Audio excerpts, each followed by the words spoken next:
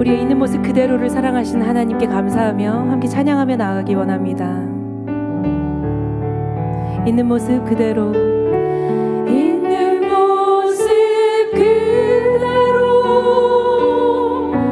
있는 모습 그대로, 있는 모습 그대로 오시오. 하나님은 당신의 있는 모습 그대로,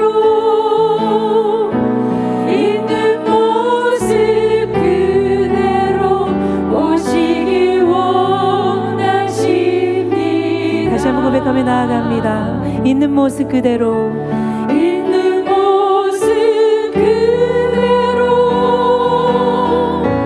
있는 모습 그대로, 있는 모습 그대로 하나님 앞에 나아갑니다. 오시오. 하나님은 당신의, 하나님은 당신의 있는 모습 그대로, 있는 모습 그대로 오시기 원하십니다. 그렇습니다. 하나님은 당신이, 하나님은 당신의 있는 모습 그대로, 있는 모습 그대로 오시기 원하십니다. 우리의 마음을 들여서 다시 한번 찬양을 하며 나아가기 원합니다. 우리의 있는 모습 그대로 우리가 하나님 앞에 나아갑니다. 받아주신 하나님을 찬양합니다. 있는 모습 그대로, 있는 모습 그대로, 있는 모습 그대로, 있는 모습 그대로, 있는 모습 그대로 하나님 앞에 나아갑시다. 오시오. 우리 하나님은 당신의, 하나님은 당신의 있는 모습 그대로, 있는 모습 그대로,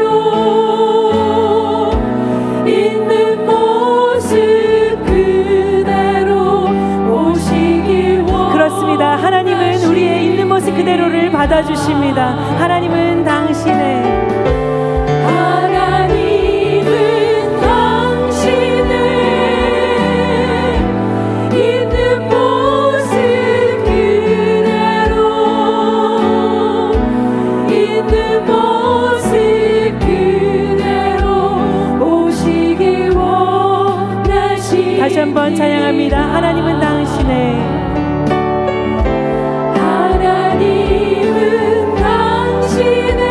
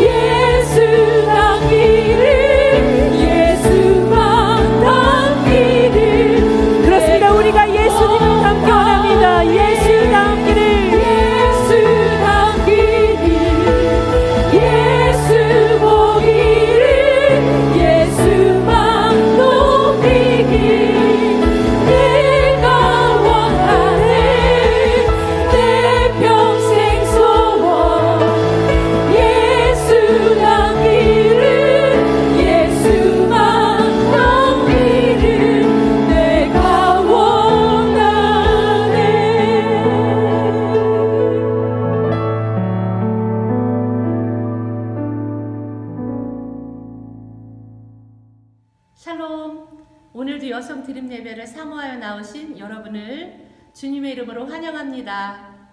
한 주간도 평안하셨는지요? 서로 얼굴은 뵙지 못하지만 우리는 그리스도의 사랑의 띠로 하나가 된 줄로 믿습니다. 내가 산을 향하여 눈을 들리라. 나의 도움이 어디서 올꼬? 나의 도움이 천지를 지으신 여호와에게로다. 늘 우리를 지키시고 변함없이 사랑하시며 신실하신 우리 주 하나님을 찬양합니다. 예배에 함께 하시는 여러분을 사랑하고 축복합니다. 기도하시겠습니다. 살아서 역사하시는 하나님 아버지, 지난주부터 여성 드림 예배를 온라인으로 다시 시작하게 하셔서 예배자들로 한자리에 모아주신 하나님의 은혜에 감사를 드립니다. 우리들의 앉고 일어섬을 아시고 멀리서도 우리들의 생각을 밝히 아시는 주님, 언제나 하나님의 은혜가 필요한 저희들이기에 때를 따라 부어주시는 하나님의 그 큰 은혜를 힘입어 지성소까지 들어갈 수 있는 담력을 갖게 하심에 감사를 드립니다. 지난주 말씀과 나눔을 통해서도 눌려있던 마음들이 힘을 얻고 졸졸 흐르던 물줄기가 터졌다는 고백도 있었습니다. 참 감사합니다, 주님. 어려운 시간들을 보내며 염려하고 마음이 둔해질 수 있지만 십자가의 능력과 부활의 소망을 믿는 저희들이기에 오히려 하나님의 뜻을 살피며 때에 맞는 삶의 질을 높이는 믿음의 여인들이 되길 소원합니다. 주님, 주님과 더불어 싸우는 싸움에는 늘 승리가 있음을 믿습니다. 코로나 바이러스로 인해 두려움에 빠져있는 모든 자들을 찾아주시고 환자들을 돌보는 의료진들에게 큰 은혜를 주시며 모든 자들이 하나님의 깊은 뜻과 주님을 더 깊이 만나는 믿음으로 승리하는 곳곳이 되도록 주님 붙들어 주시기를 원합니다. 온라인으로 모든 예배를 준비하시느라 애쓰시며 수고하시는 모든 사역자분들에게 성령과 능력으로 기름 부어주시며 오늘도 말씀을 들고 서시는 손정훈 당림 목사님에게 성령의 충만함을 부어주시길 간구합니다. 말씀을 받는 저희들 주님의 영광을 바라보게 하시며 능력으로 체험을 받고 기쁨의 삶으로 도전이 되는 시간이 되기를 원합니다. 또한 이 예배를 온라인으로 각처에서 받는 모든 자들에게 회복과 치유와 생명의 은혜가 전파되길 기도합니다. 예배를 위해 수고하시는 찬양팀과 드림 예배팀을 축복해 주시길 원하며 이 모든 말씀 살아계셔서 우리와 함께 하시는 예수님의 이름으로 기도드렸습니다. 아멘.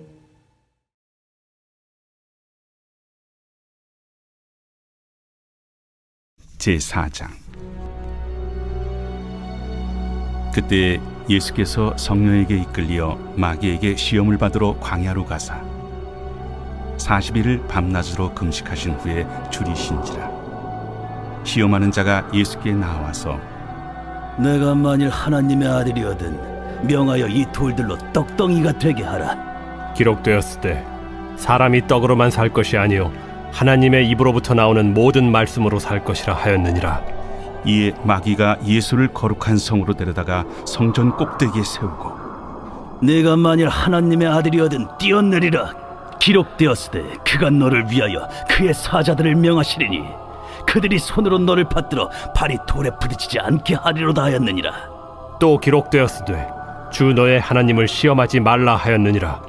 마귀가 또 그를 데리고 지극히 높은 산으로 가서 천하만국과 그 영광을 보여 이르되 만일 내게 엎드려 경배하면 이 모든 것을 내게 주리라. 사탄아 물러가라. 기록되었으되 주 너의 하나님께 경배하고 다만 그를 섬기라 하였느니라. 이에 마귀는 예수를 떠나고 천사들이 나와서 수종드니라. 할렐루야, 반갑습니다. 우리 성도님들 한 주간 동안도 건강하게 잘 지내셨습니까? 우리가 지난주에도 우리 챕터 3 세 번째 장을 공부했었는데요. 핵심적인 내용 다시 한번 복습해 보면 기억나시죠?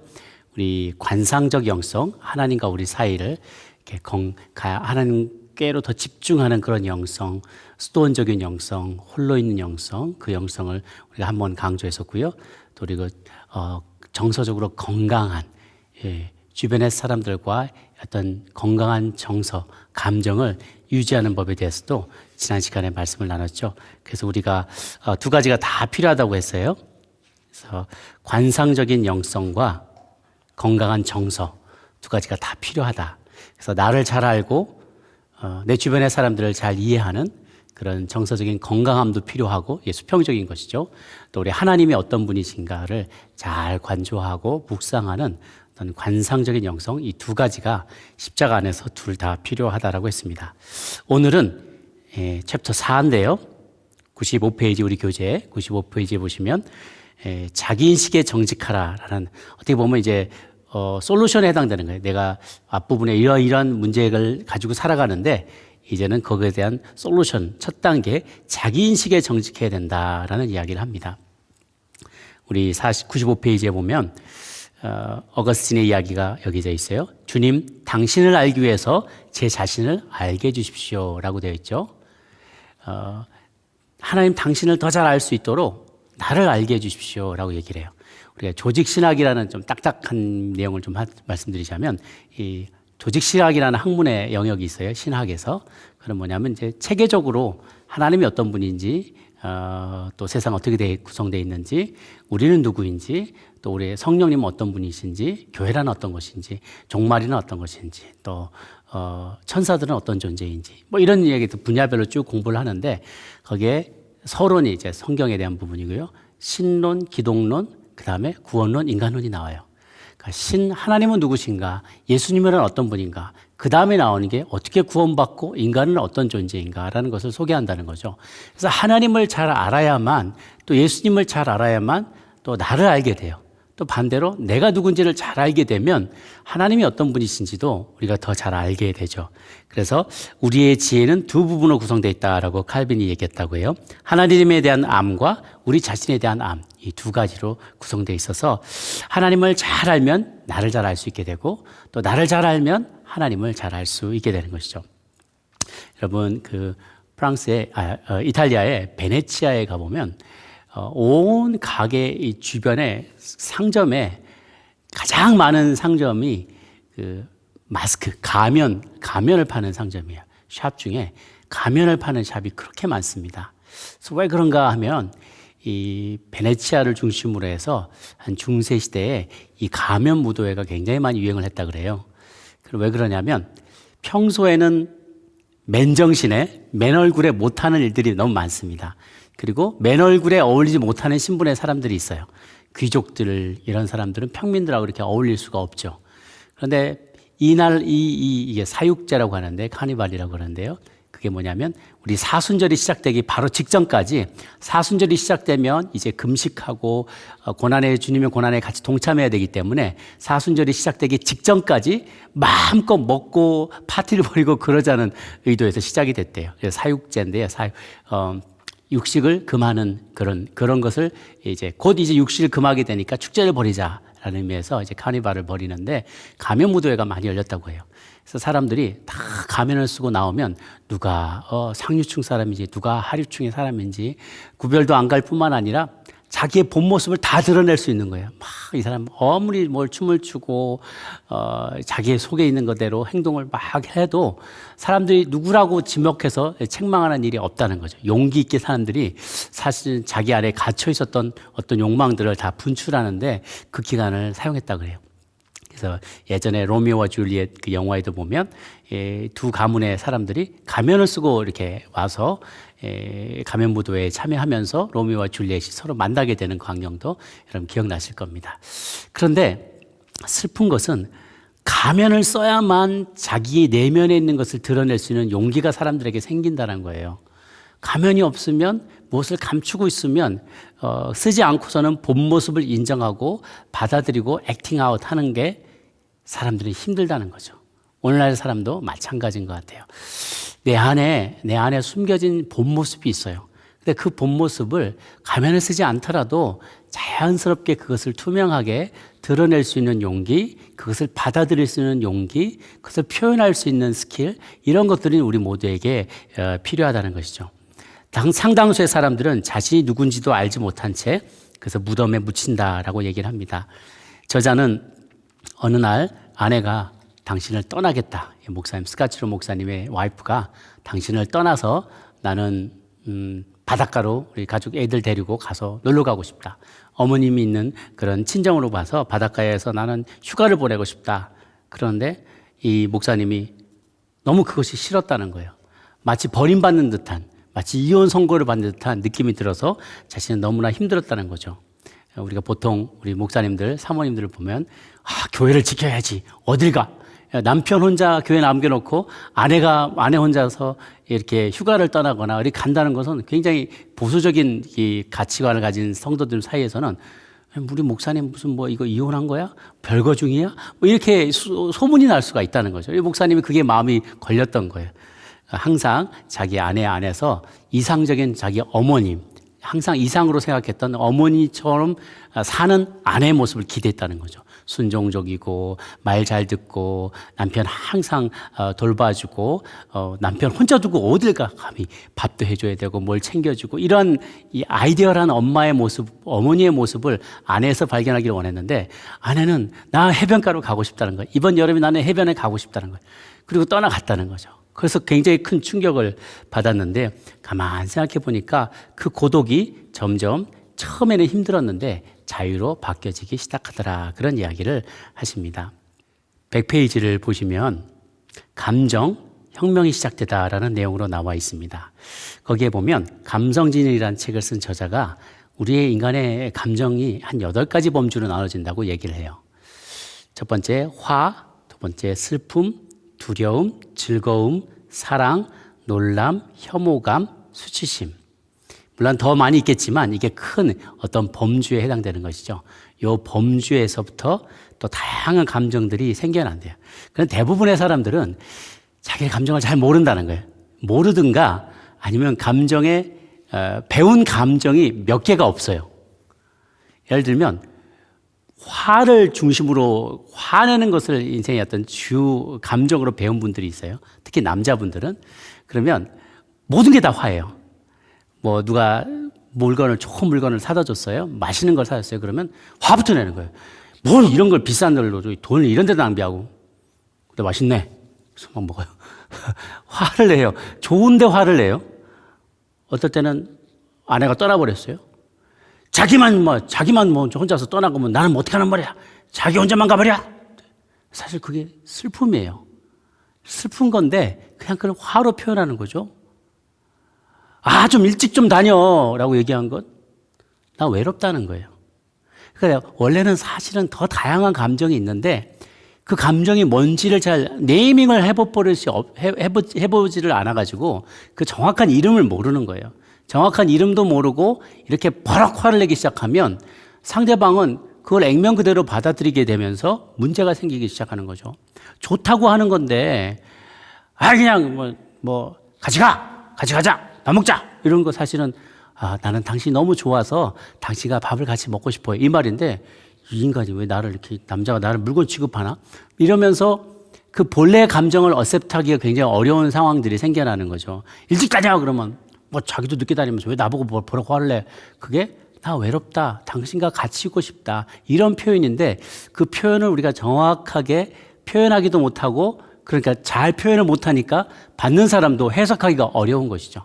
그래서 커뮤니케이션에 많은 어려움들이 생겨나고 감정을 소통하기 어려워지는 이유가 우리가 그것을 세세하게 분리해보고 내 감정도 들여다보고 다른 사람의 감정도 알아보고 말로 하는 것에 드러난 것이 전부가 아니라 그 이면에 무슨 말을 하고 싶은 건지 그 사람의 지금의 실제 감정이 어떤 건지를 잘 살펴볼 수 있는 것을 연습할 필요가 있어요. 그리고 그것은 바로 되지 않고 많은 묵상이 필요해요. 우리가 성경을 묵상하는 게 필요한 것처럼요. 저도 이제 상담학 시간에 그걸 배웠는데 아내를 묵상하래요. 아내를 잘 묵상해 보래요. 성경은 묵상해 봤는데 아내를 어떻게 묵상하지? 그 묵상을 해보면 굉장히 도움이 된다는 거예요. 아내가 뭘 좋아하는지, 저런 말을 할 때 본래 의도는 무슨 뜻이었는지, 왔을 때 왜 이제 왔냐고, 오늘 몇 시에 오냐고, 밥은 먹었냐고, 이렇게 자꾸 물어볼 때 나를 간섭하려는 게 아니라 나에 대해서 염려가 된다는 것, 나하고 같이 있고 싶다는 것, 여러 가지 다양한 표현들이 감정이 그 이면에 녹아들어가 있는데 그걸 잘 읽어내지 못한다는 거예요. 그래서 묵상이 필요하다는 거예요. 사람도 묵상이 필요해요. 자녀들에 대해서도 묵상이 필요해요. 저 아이가 저걸 사달라 그럴 때는 왜 그랬을까? 지나가다 툭 치는 거는 왜 치는 걸까? 이런 걸 계속 좀 더 많이 시간을 들여야 된다. 공을 들여야 된다는 거죠. 요즘 공 들일 일이 굉장히 많죠. 집안에 계속 좋으나 싫어라 같이 앵겨 붙어 있어야 되니까 하루 종일 있어야 되니까 막 이런 말들을 전부 다 많이 주고받을 거예요. 그럴 때 슬로우 다운 하는 게 필요해요. 묵상의 시간, 내 내면을 들여다보는 시간이 필요한 거죠. 어떤 분이 그러더라고요. 자녀들이 학교 숙제라 그러면서 툭 가져왔대요. 굉장히 성실하게 사는 분이세요. 열심히 굉장히 성실하게 사는 분인데 아이가 학교 숙제라 그러면서 아빠 이거 좀 빨리 채워줘. 아, 나 빨리 이거 숙제하고 놀아야 돼. 뭔데? 그러니까 이분은 굉장히 성실하게 열심히 뭐 다른 것 아무것도 하지 않고 자기 것도 희생하면서 열심히 살아온 분인데 거기에 당신의 부모님들 너희 부모님에게 물어보라. 그분은 왜 살아왔는지 그리고 앞으로 무엇을 위해서 살아갈 것인지 무엇을 위해서 살아왔고 또 무엇을 위해서 살 것인지에 대해서 엄마 아빠한테 물어봐라. 그렇게 했다는 거예요. 그걸 써오라는 거예요. 어떻게 살지는 자기는 생각해 왔는데 열심히 사는 건 생각해 봤는데 왜 살아고 있는지는 생각 안 해봤다는 거예요. 이렇게 슬로우 다운 하지 않으면 그것을 대해 생각해 볼 겨를이 없는 거죠. 열심히 마치 아프리카 사람들의 속담처럼 너무 빨리 뛰어버리면 영혼이 쫓아와서 캐치업하기가 어렵기 때문에 천천히 가야 된다고 생각하는 거하고 어떻게 보면 거기에 지혜가 있어요. 우리가 너무 바쁘게 달려오다 보니까 왜 달려가는지 어디로 달려가는지에 대한 생각이 없는 거죠. 하나님도 그걸 너무 잘 아시는지 우리들에게도 이렇게 강제로라도 멈춰서서 나 자신을 묵상해보고 다른 사람을 묵상하고 그리고 돌아볼 수 있는 기회를 주신 것 같아요. 우리 121페이지 127 보면은 하나님도 사실은 감정을 가지고 계신다. 건강한 정서, 진정한 영성을 갖추려면 자신의 느낌을 받아들일 것을 해야 되는데요. 본래 보면 하나님도 감정을 갖고 계시다는 거예요. 하나님이 보시기에 좋았더라. 102페이지 보면 심히 좋았더라. 하나님이 땅 위에 사람 지었음을 한탄하시고 마음에 근심하셨더라.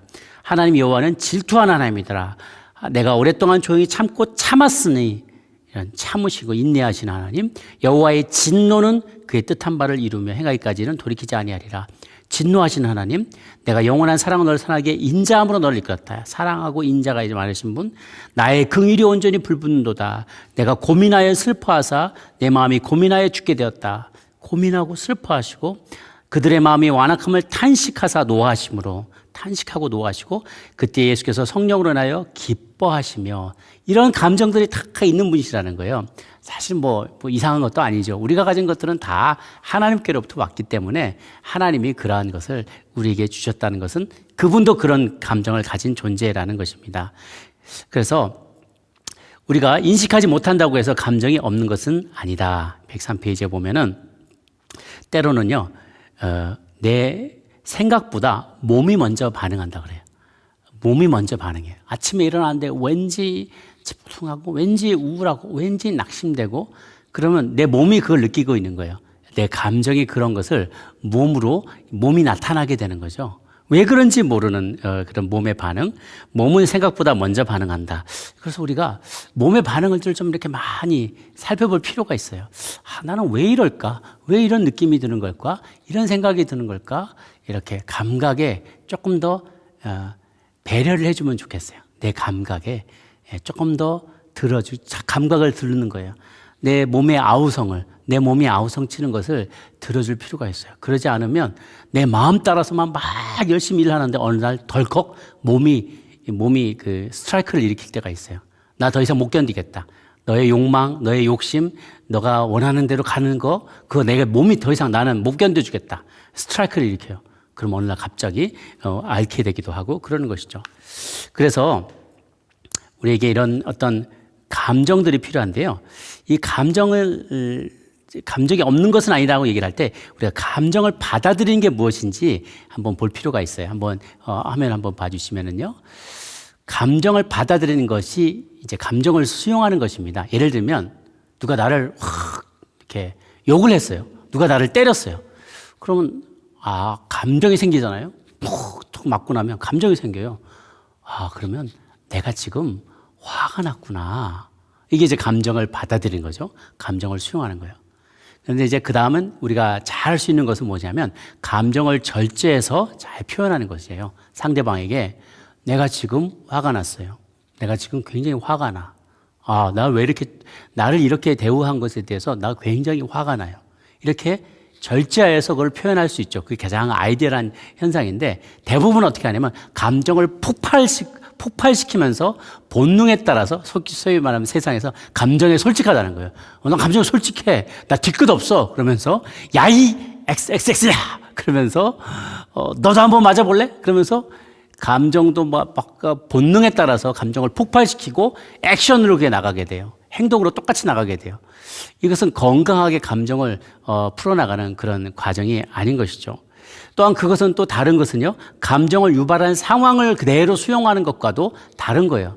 그래, 뭐 나란 인간이 그렇지, 뭐 난 맞아도 싸. 이렇게 체념하고 그 원인까지도 그냥 내가 다 수용하라는 말이 아닙니다. 그래서 감정을 받아들이고 인정하라는 것은 아, 내가 이런 감정이 있구나라는 것을 생각하고 스스로 인지하는 것이고, 그러나 그것에 대해서 절제해서 상대방에게 대해서 표현할 수 있다면 그게 거기에 아주 민감하지만 어떤 절제된 그러나 밸런스가 있는 어떤 표현이 필요해요. 이렇게 스킬이 필요해요. 아, 내가 이렇게 얘기할 때 저 사람은 저 정도, 쉽게 말하면요, 받음직하게 표현하는 게 필요한 거죠. 지난번에 제가 늘 말씀드렸처럼 캐치볼 던지듯이 캐치볼 던지는 것이에요. 이거 피구하듯이 죽어라 하고 맞고 죽어라 하고 내 말을 던져버리는 게 아니라 캐치볼 하듯이 받기 좋게 그것을 싹 밑에 안으로 탁 던져주는 것이죠. 그게 가람직한 것이고, 그러나 그렇다 하더라도 감정을 유발하는 상황까지 받아들이라는 말은 아니라는 것이죠. 그것을 우리가 잘 분별을 할 수 있으면 좋겠어요. 그래서 우리 104페이지 보면 시간이 없어서 감정을 못 느껴요. 내 느낌이 뭔지 잘 모르겠어요. 왜 이런지 몰라요. 혼란스러워요. 뒤죽박죽스러워요. 뭐 기분이 안 좋을 때가 있는데 겁이 나서 그런지 화가 나서 그런지 잘 모르겠어요. 항상 수치심, 죄책감, 실패자 같은 기분에 눌러 살아요. 이러면 안 된다고 배웠는데 여자는 화내면 안 되고 남자는 울면 안 된다고 배우면서 자랐어요. 이런 것 때문에 무의식적으로 우리가 우리의 감정을 이렇게 억누르면서 살려고 한다는 것이죠. 감정도 또 이성과 같이 하나님의 뜻을 분별하는 하나님의 방법이 될 수 있다라고 우리 105페이지, 106페이지에 나오고 있습니다. 하나님은 감정이라는 재료를 통해서 말씀을 분별할 수 있는 탁월한 가이드라인을 제시해 주셨다는 거예요. 우리 안에 기쁨, 평화, 성령의 열매들 가져다 주는 많은 좋은 감정들을 우리가 느낄 때 우리가 더 좋은 것들로 나아갈 수 있게 된다는 것이죠. 107페이지에 보면 감정을 무시하는 것은 현실에 등을 돌리는 것과 같다. 생매장되었던 감정들을 이제는 자유롭게 할 필요가 있다는 것입니다. 108페이지 보면 거짓 자아로 살고 싶은 유혹, 아까도 말했다시피 어떤 가면을 쓰고 살고 싶은 유혹이 우리 안에 찾아와요. 그러나 우리가 이것을 이길 수 있는 제일 좋은 어떤 모델이 되신 분은 예수님인 것 같아요. 그래서 예수님의 이야기가 광야에서 시험 받으시던 예수님의 이야기가 나옵니다. 예수님은 이는 내 사랑하는 아들이요 내 기뻐하는 자다라고 마태복음 3장 17절에 말씀을 들으시면서 나는 아직 사역을 하지 않았을 때요, 아무것도 하지 않았지만 나는 하나님께로부터 사랑받는 존재구나라는 것은 아주 높은 자존감과 자의식을 가지고 계셨어요. 그래서 이제 이 세 가지를 이제 3P, PPP 세 가지를 얘기하려고 하는데요. 첫 번째 P는 뭐냐? 유혹. 첫 번째 유혹, 내가 하는 것이 곧 나다, 퍼포먼스가 나다라는 착각이에요. 거짓 자아로 싶은 유혹, 이 마귀가 주는 유혹인데요. 내가 만약 하나님의 아들이거든 명하여 이 돌들로 떡덩이가 되게 하라. 예수님은 30년 동안 자기를 드러내지 않으셨어요. 어떠한 퍼포먼스도 하지 않으셨고 시골에 묻혀서 그냥 목수일만 하셨어요. 그러다 보니까 세상에 자기 이름을 내고 자기를 드러낼 만한 기회가 없었던 거죠. 그런데 마귀가 네가 지금까지 한 게 뭐가 있냐? 네가 하나님의 아들이라고? 그럼 증명해봐. Prove it. 그러면서 뭔가를 자꾸만 도전하면서 너가 한 게 없다면, 이뤄낸 게 없다면 너는 하나님의 아들일 수 없어. 한번 돌로 바꿔봐. 이 돌을 떡으로 바꿔봐. 도전하는 거. 퍼포먼스가 너를 증명해. 네가 유용한 존재라는 것을 보여줄 수 있는 증거다라고 도전하는 것이죠. 의미 있는 일을 하지 않으면 당신은 의미 있는 존재가 아니다라고 얘기하는 거예요. 두 번째 P는요, possession, 소유예요. 소유. 사탄이 예수님을 끌고 천하만국과 그 영광을 보여주면서 주변 사람을 둘러봐라. 모두가 뭔가를 가지고 있는데 너는 소유한 게 없지 않느냐.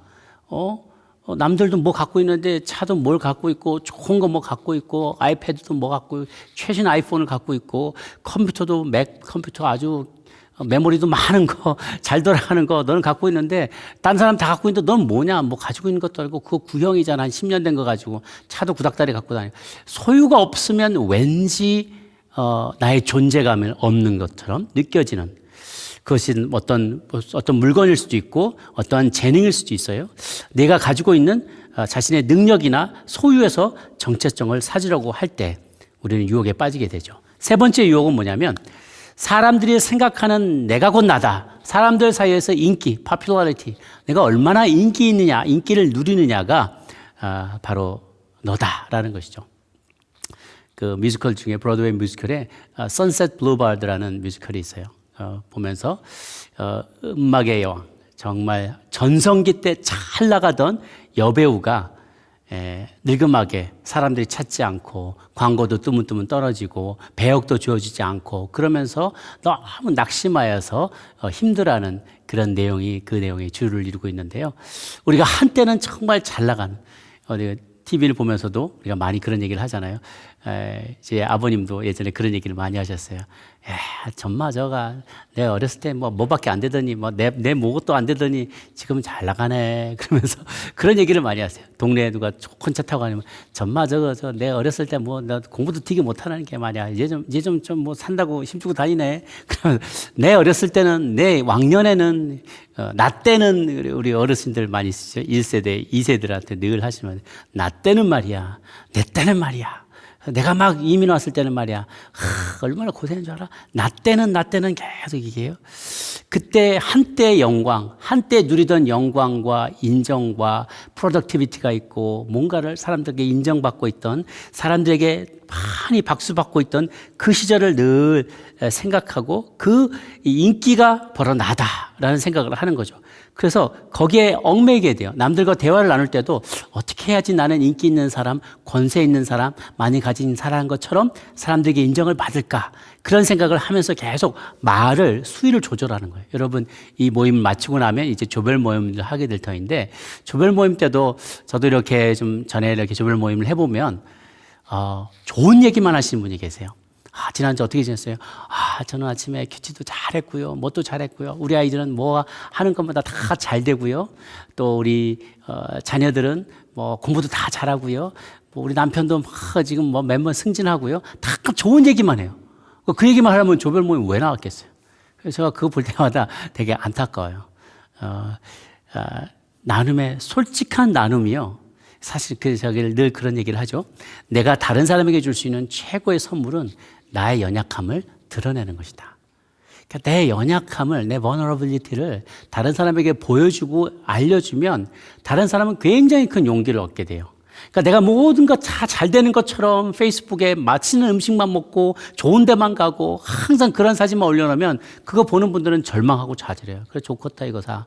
나는 지금 빼빠지게 일하고 있는데 너는 어디 어디 이탈리아 어디 가고 그리스 가고 좋겠네.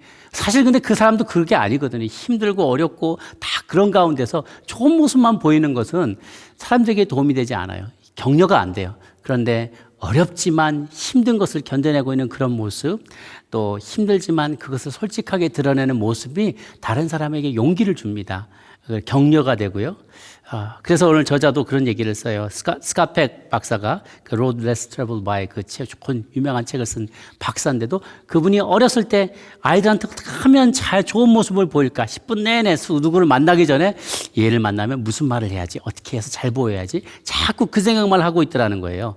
그런 모습은 자기를 얽매인다는 거죠. 참 자아로 살지 못하게 한다는 것이에요. 교회 안팎에도 이런 거짓 자아가 복음 안에 복음의 능력에 미치지 않는 곳에 깊이 뿌리 내리고 있다.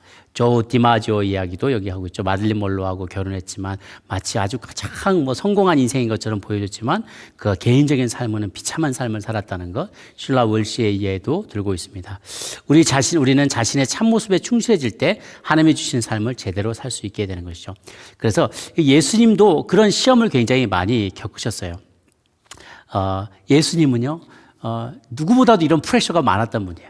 다른 사람들이 다 예수님을 볼 때마다 자기가 기대했던 메시아의 모습을 자꾸 프로젝션해요. 투사를 해요. 메시아라면 이렇게 됐어야죠. 메시아라면 이런 말 하면 안 돼요. 메시아라면 종교 지도자들에게 다 존중받아야 돼요. 메시아라면 안식을 지켜야죠. 그래서 계속 메시아, 자기들이 생각하는, 자기들이 소위 잘 말해 자기가 생각하는 메시아의 모습을 자꾸 투사하려고 했어요. 그렇게 살도록 해라. 그런데 예수님이 그렇게 계속 투사를 받으면서 얼마나 그 프레셔가 많으셨겠어요? 그런데도 불구하고 주님은 자신의 참된 모습 그대로 살아가셨어요. 그랬더라면 수치스럽게 십자가에 죽는 모습으로 생을 마감하지는 않았을 거예요. 만약 사람들의 기대에 맞는 메시아로 살아가고자 했다면요. 그러면 십자가의 죽음은 아예 없었겠죠. 저도 목사로서 그런 프레셔를 많이 느낍니다. 제가 오늘 교회 있을 때 다 돌아가신 하영조 목사님처럼 설교해야 되는 줄 알았어요. 하영조 목사님처럼 일해야 되는 줄 알았어요. 그분은 빨간 날을 너무 싫어하셨어요. 너무 하나님의 교회를 사랑하셔서 열심히 일하시는데, 열심히 일하시다 보니까 우리 밑에 있던 부목사님들이 때로는 너무 이제 힘든 거예요. 사실 그때는 이렇게 정서적으로 건강한 게 어떤 건지, 밸런스를 맞추는 게 어떤 건지, 가정이란 어떤 것인지, 이런 데까지 우리 1세대 목사님들에게는 배울 수 있는 기회가 없었던 것 같아요. 목사님 제가 너무 사랑하고 존경하지만 열심히 일하시니까 그보다 떨어지고 좀 아프고 그만큼의 열성과 열심과 헌신도를 드러내지 못하는 목회자들은 죄책감을 많이 갖는 거예요. 저는 제가 우리 교회에 와서 이제 부임한 지 한 5개월, 6개월이 됐는데, 또 앞서서 우리 목사님은 어떠셨다, 돌아가신 우리 목사님, 그 정 목사님은 어떠셨다, 그분은 참 사람들에게 따뜻하게 해주셨다, 그런 얘기를 들 때마다 나는 그런 면이 참 부족한데, 나는 그 목사님처럼, 정 목사님처럼 난 참 그렇게 따뜻하게 사람들을 목양해 주지 못하고 돌보지 못하는데 어떡하지, 걱정도 많고, 나는 사람들 이름도 잘 못 기억하는데, 막 이런 프레셔가 많은 거예요. 얼마나 기대가 많은지. 그래서 제가 어떨 때는 가만히 책상에 앉아 있으면, 이게 그 슈즈가, 목사님께서 남기신 그 신발을 채우는 게 얼마나 큰 태스크인가 하고 굉장히 이렇게 압도될 때가 있어요. 그럴 때 제가 이 말씀을 읽는 게 참 큰 도움이 됐어요. 나는 나다. 나는 그분이 아닌 거예요. 나는 하영조 목사님도 아니고, 나는 정인수 목사님도 아니고, 나는 그냥, 나는 손정은 목사인 거예요. 부족해도 있는 모습 그대로 주님이 쓰기를 원하신다는 거죠. 그거를 깨달을 때 여러분들에게도 동일한 자유함이 있으라고 생각해요. 다른 사람의 기대에 맞춰서 살다가 보면 가랭이가 찢어져요. 그걸 못 이루면 죄책감에 시달리고요. 그걸 만족하지 못하면 내가 그만한 사람이 못 된다는 그런 안타까움을 겪게 되는 거죠. 그런데 예수님은요, 그것을 많이 프레셔를 받은데도요, 가장 이 아이디어한 모습이에요. 예수님은요, 사람들의 그 기대를 알았지만 사람들하고 적대시하는 게 아니라 사람들과 소통했다라고 해요. 그게 굉장히 중요한 포인트예요. 왜 나에게 이런 걸 요구해? 내가 뭐 이렇게 이걸 요구해? 나는 니들이 구하는 그런 메시아가 아니야. 그러면서 다 쫓아내고 적대시하고 싸우고 이런 게 아니라 알아듣게끔 자꾸만 비유를 들어서 얘기하시고 설명해 주시고 구약의 말씀을 인용해 주시고, 그러면서 군중들이 자기들에서 실망하고 떠나가는 사람이 있을지언정 그래도 끝까지 남게 되는 제자들에게 자신의 의무가, 자신이 왜 왔는지를 끊임없이 소통하려고 애를 썼다는 거죠. 때로는 자신이 되기 위해서 예수님은 많은 종교 지도자들을 실망시키기도 하셨어요. 그걸 두려워하면 안 돼요. 때로는요, 우리가 우리 주변에서 나에게 뭔가를 투사하는 사람들을 실망시킬 때도 있어요. 내 부모님, 또 우리 주변에 있는 어떤 사역자들, 또 나의 팔로워들, 심지어 나의 팔로워들이나 나의 보스나 나의 팔로워들 모두를 실망시키게 될 때도 있어요. 그렇다 하더라도 나의 길을 가는 것이 참 필요해요. 예수님이라고 무아로 사신 것은 아니다. 이 118페이지에 그런 내용이 있죠. 예수님도 자신의 가치와 중요성을 아셨다. 친구들도 있었다. 때로는 도움을 요청하기도 했다. 그러면서 동시에 이기적이지 않은 삶을 사셨다. 이게 참 완벽한 콤비네이션인 거예요. 지나치게 자기 셀피시한 것도 아니고 모든 것을 다 그냥 남들의 필요와 니드에 쫓아서 people pleaser, 사람들을 기쁘게 하는, 사람들의 어떤 기대를 채워주려는 사람도 아니고 이기적인 사람도 아니고 자기의 분명한 목표를 알면서 다른 사람들에게 그것을 끊임없이 소통하는 그러한 노력을 기울이는 그런 모습이었죠. 그래서 우리는 자기 자신이 아닌 다른 사람의 삶을 강요받을 때에도 자기 자신으로 사는 법을 연습해야 된다. 그래서 우리 119페이지 보면 그거를 차별화라고 얘기합니다. 차별화. 따로 다른 이제 상담학 용어에서는 differentiation, 분화라고도 얘기해요. 분화가 필요하다. 이게 우리가 어렸을 때 부모로부터 쭉 이렇게 그저 이어서 살아오는데 부모님의 기대, 부모님의 말 모든 걸 다 똑같이 따르면서 들으면서 살아오는데 그러다 보면 아빠가 나 같고 내가 아빠 같고 엄마가 나 같고 내가 엄마 같고 그게 구별이 안 돼요. 그런데 이제 시간이 쭉 지나가면서 그게 분화, differentiation이 되는 시기가 온다는 거죠. 제가 예전에도 얘기했지만 제 아들이 7살이 됐을 때 첫째가 주일날 교회 가야 되는데 엄마가 늦게 내려와요. 물론 이제 여자분들은 뭐 1시간 정도 이렇게 준비하는데 시간이 걸리니까. 근데 우리들은 뭐 간단하잖아요. 훌렁 추링 벗고 그냥 딱 훌렁 입으면 갈 수 있으니까 애들도 막 불평을 하면서 엄마 왜 이렇게 늦냐. 그랬더니 우리 큰아이가 탁 옆에 앉으면서 문을 탁 닫고 앉으면서 아빠 남자들끼리 그냥 갑시다. 딱 그런 거예요. 지가 7살인데 자기는 우리 그런 표현을 했어요. 우리 남자들끼리 갑시다. 여자들이란 그러면서 근데 그 말이 너무 웃긴 거예요. 지도 맨날 엄마 치마 붙잡고 맨날 엄마 곧 죽어서 못 살던 그런 녀석이 언제부터 지가 남자가 됐다고 우리 남자끼리 갑시다. 그런 얘기를 하는 거예요. 이게 이제 분화가 시작되는 거구나. 엄마는 나고 나가 엄마라고 생각했던 아이가 어느서부턴가 조금씩 소년이 되어 시작하고 그 소년이 이제는 남성이 되기 시작하는 것. 청년이 되고 남성으로 상년으로 바뀌어가는 게 differentiation이에요. 분화예요. 그렇다고 모든 것을 그냥 다리를 불질러 버리는 게 아니에요. 적절한 거리를 유지하는 것이죠. 나와 똑같은 게 아니다. 그러나 따로 또 같이, 또 따로 또 같이. 얼마든지 이것이 자유롭게 이루어질 수 있으면 이제 이것은 성숙에 이르게 된 것이죠. 내 생각이 부모 생각과 다를 수 있다는 것, 또 부모도 내 생각과 자녀 생각은 내 생각과 다를 수 있다는 것을 이해하게 되면 우리 진정한 differentiation, 차별화 혹은 분화가 이루어질 수 있게 되는 거예요. 밸런스가 중요한 것이죠. 우리는 서로에게 동의하지 않을 수도 있지만 관계는 유지할 수 있다는 거예요. 예를 들면 저 가끔씩 그러다가 해외 토픽에 그런 일이 나오잖아요. 깜짝 놀란 게 저도요. 백악관의 비서실장, 굉장히 높은 지위에 있는 사람이 어느 날 갑자기 사표를 딱 던져내는 거예요. 신문에 났어요. 그래서 왜 그런가 했더니 가족들과 더 많은 시간을 보내기 위해서. 무슨 꿈 같은 소리야. 제가 한국에 있을 때 예전에 어렸을 때 저걸 읽으면서 뭔 꿈 같은 소리야. 지금 저 사람들 다 그 자리에 올라가고 싶어서 난리인데 가족들과 더 시간을 보내기 싶어서 사표를 냈다는 게 말이나 되나. 그때는 제가 이해가 잘 안 됐어요. 근데 조금씩 저는 좀 이해가 되기 시작해요. 또 병든 부모님을 모시기 위해서 CEO 자리를 내가 딱 내려놨다든가 어떤 여자분은 교사로 살다가 그걸 딱 사표를 내고 여군이 되겠다고 막 입대 지원하기도 하고요. 자기 평생의 꿈이 여군이었대. 근데 부모님의 그 성화에 몸부림쳐서 교사가 돼서 살아왔는데 자기 막 불끈불끈 이게 막 올라온다는 거예요. 때만 되면은 그래서 나중에는 안 되겠다고 그냥 여군이 되겠다고 딱 입대하는 사람들도 있었고요. 어떤 분은 실제로 지금 미국에도 그러있죠. 의사인데 부모님은 우리 한국 의사는 의사, 변호사, 판사 이렇게 사자 들는 거 좋아하잖아요. 근데 자기는 코미디언이 되고 싶었다. 어렸을 때부터 남들 웃기는 게 너무 이렇게 재밌더라는 거죠. 결국 코미디언 됐잖아. 아주 유명한 우리 코미디언 한국인 출신 코미디언이 있는데 의사인데도 나중에 바꿔서 코미디언이 되는. 자기의 참된 자아를 찾아가고 자기다운 자기를 찾아가는 모습이 그런 게 아닌가 싶어요. 다른 사람의 그게 없는 사람은 다른 사람의 인정과 확신을 자꾸만 구해요. 다른 사람의 생각과 감정에 자꾸 의지해요.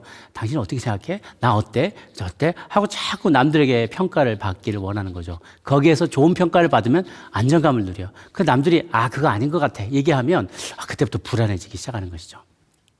우리 120페이지부터 122페이지 사이를 보면은 그 게이 표가 나와 있어요. 우리의 차별화 수준이 얼마나 되는지 100%가 예수님의 사셨던 100% 자기 자신으로 사셨던 예수님이 기준으로 봤을 때 우리는 차별화 수준이 얼마나 되는가를 그걸 이제 표로 만들어 놓은 게 있거든요. 한번 보여주시면요. 그걸 보시면은 0에서 25 스케일 이게 점수로 치면 25점 미만인 게 이런 거예요. 사실과 감정을 구별하지 못하고 정서적으로 빈곤하고 다른 사람에게 과하게 반응하고 에너지의 대부분을 사람들이 인정하는 승리나 성취를 위해서 투자하고 나는 무한 생각이 들어 나는 뭐라고 믿어라 같은 말을 하지 못하고 이런 부분들이 있어요. 쭉 한번 보시고요. 그 다음 스케일을 보면 25에서 50까지의 스케일로 나오죠. 제가 텍스트를 다 쳐야 되는데 예전 같았으면 제가 다 텍스트로 쳤어요. 사람들에게 잘 보이기 위해서. 제가 얼마나 성실한 목사인지를 보여주기 위해서.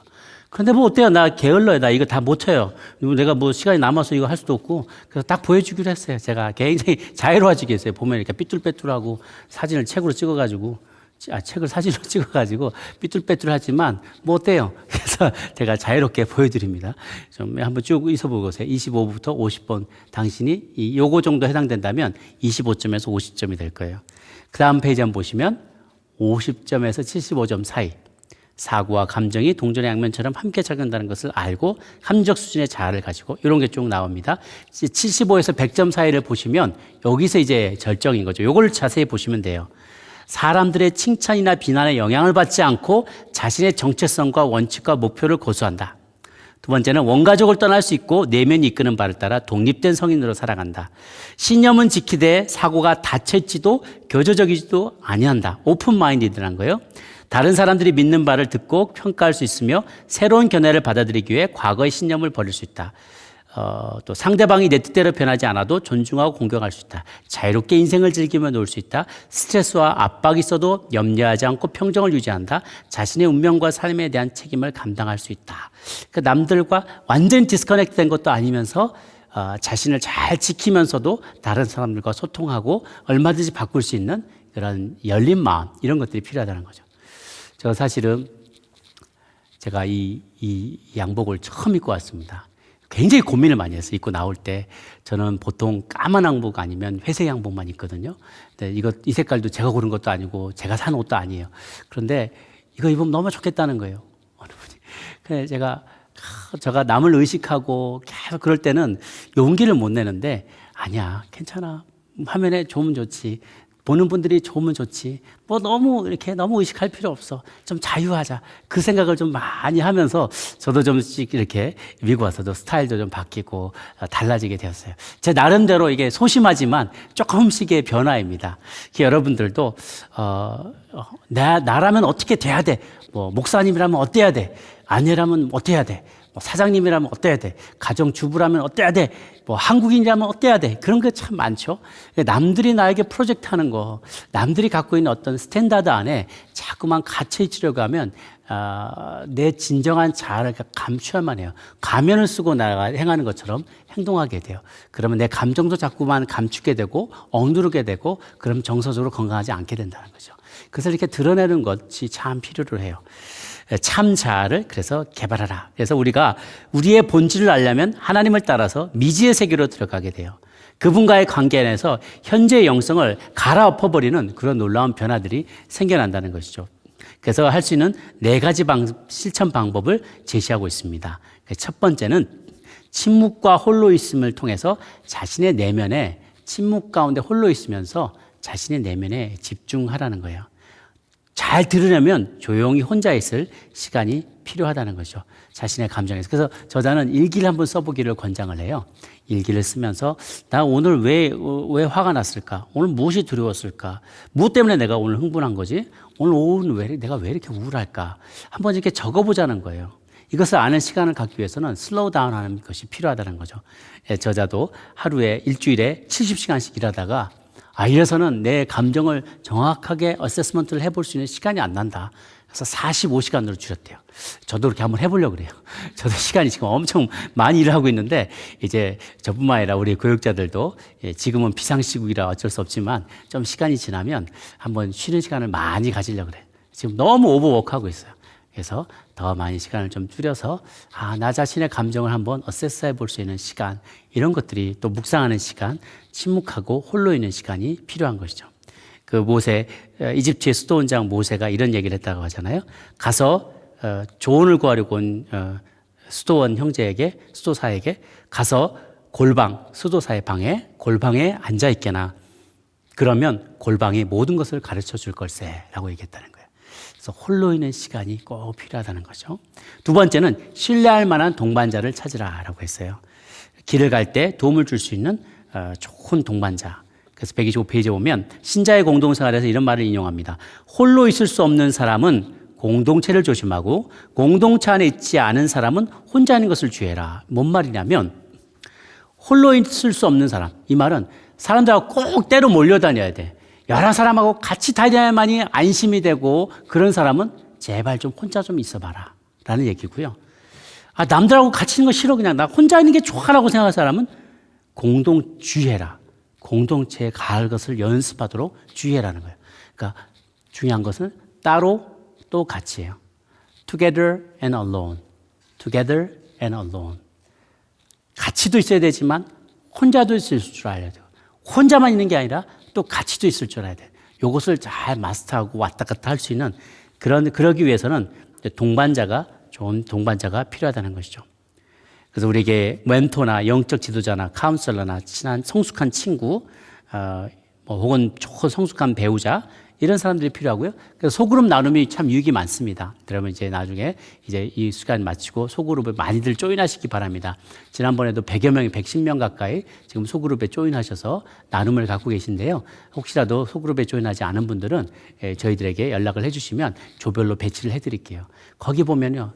우리 옛말에도 그런 말이 있잖아요. 3인행이면 필요하사라. 3명의 길을 가면은 그 중에 꼭 한 사람은 나의 스승이 있다는 거예요. 모든 면에서 나의 스승이 아닐 수도 있어요. 그러니까 내가 어떤 면에서는 그 사람의 스승일 수도 있지만 어떤 면에서는 그 사람이 나의 스승일 수도 있는 거거든요. 가정 예배를 드려보면 어떨 때는 아이들이 하는 말이 어른 말보다 더 성숙할 때가 있어요. 그러면서 애들이 우리의 스승이 될 수도 있구나. 그런 생각을 합니다.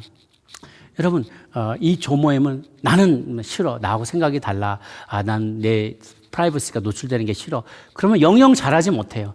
혼자 있는 것만이 좋다라고 생각하는 분요, 주의하셔야 됩니다. 공동체에 있어야만 내가 보지 못하던 나를 보게 돼요. 또 너무 나는 때로만 달려야 돼. 그러면 안정감이 없는 거예요. 같이 몰려다닐 때만, 집단적으로 몰려다닐 때만 안정감을 갖는 사람은 홀로 따로 있어 보는 것도 연습하는 것이 필요한 거죠. 세 번째는 안전지대에서 나와라. 그래서 내가 늘 안전하게 생각하는 그 자리에 있는 것이 아니라 거기에서 새롭게 변화될 모습을 사모하며 나간다는 것이 필요한 거예요.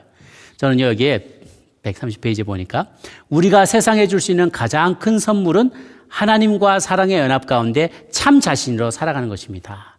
정말 이렇게 다르게 해석을 해보고 싶어요. 뭐라고 하냐면 우리가 당신이 위하여서 태어난 바로 그 일을 하는 것 혹은 바로 그 모습으로 살아가는 것이 세상에 줄 수 있는 최고의 컨트리뷰션이라는 거예요.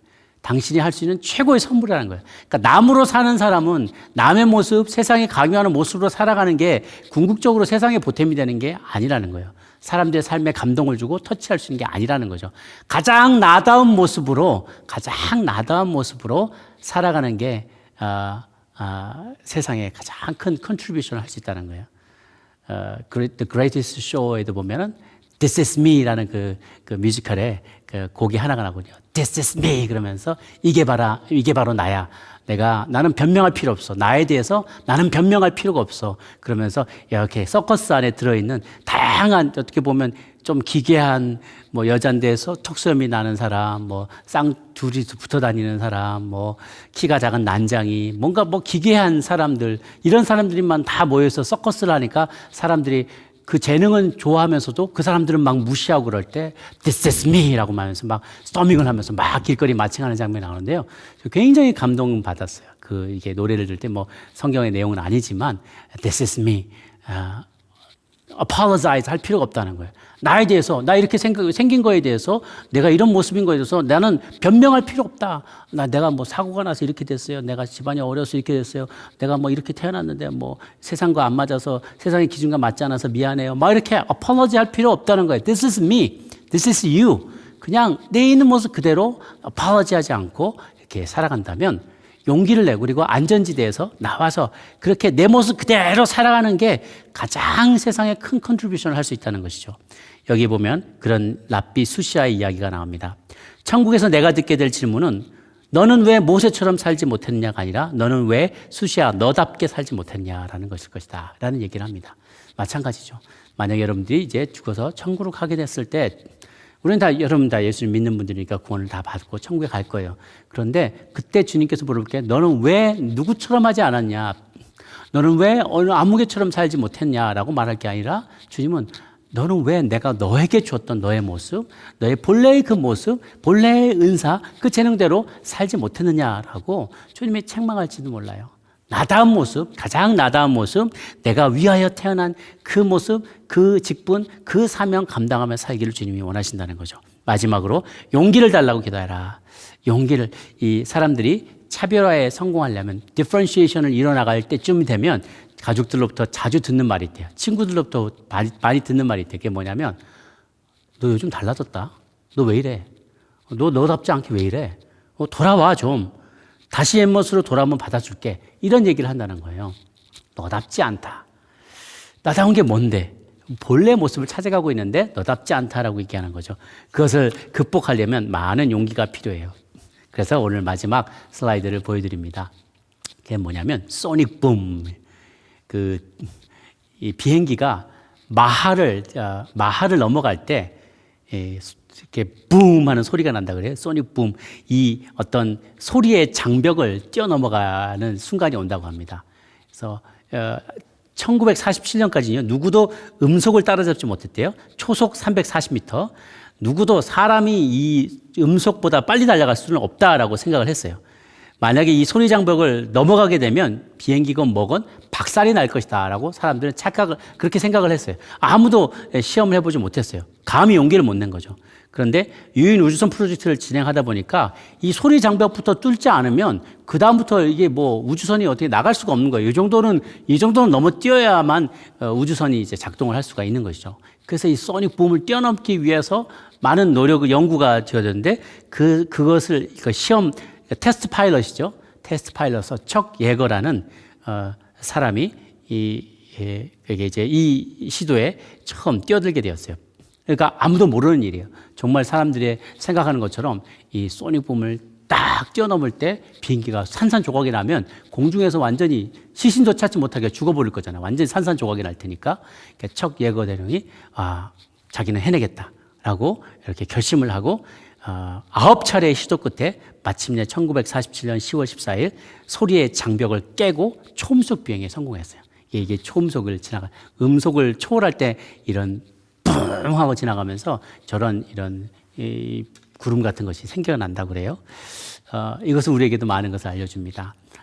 내 모습을 되찾아가려 가려고 할 때, 내 본래 모습, 본래 자아를 찾아가려고 할 때 많은 주변의 프레셔와 사람들의 실망의 눈초리와 의심의 눈초리와 여러 가지 챌린지와 때로는 실질적인 어떤 손실, 재정의 손실, 어떤 물리적인 위협, 많은 것들이 우리 앞에 놓일 수가 있어요.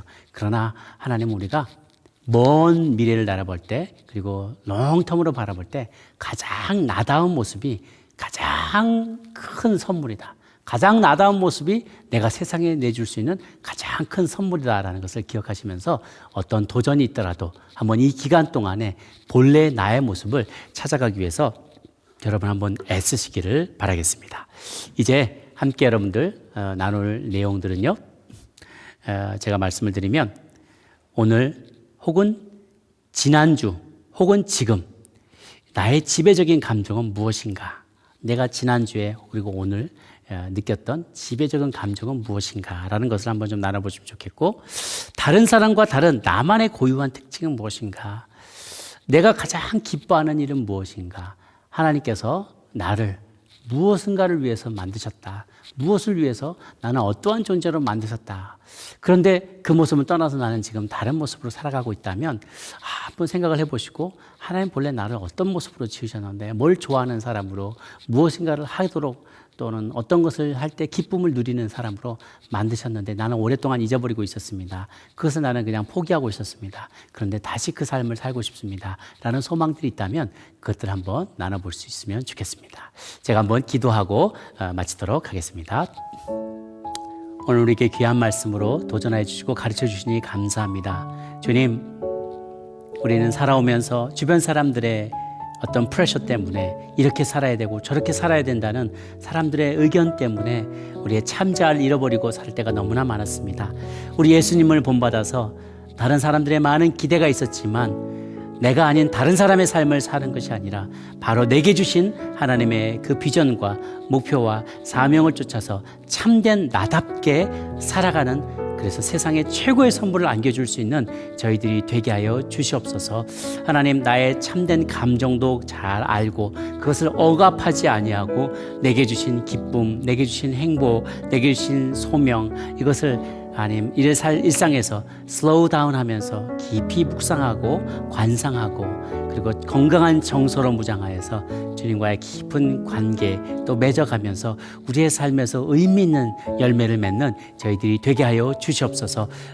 갇혀있는 시간이 길어지지만 우리 가족들과 더 깊은 관계, 좋은 관계 맺을 수 있도록 도와주시고 그렇게 주님을 닮아가는 우리 모두가 되게 하여 주시옵소서. 이제는 우리 주 예수 그리스도의 은혜와 하나님 아버지의 크신 사랑과 성령의 교통하심이 오늘 귀한 말씀으로 도전받고 예수님을 본받아 참자를 회복하고 내게 주신 고유한 사명을 쫓아 살아가기로 결단하는 이 자리에 고개 숙인 주의 백성들 머리 위에 이제로부터 영원토록 함께 합시기를 간절히 축원하옵나이다.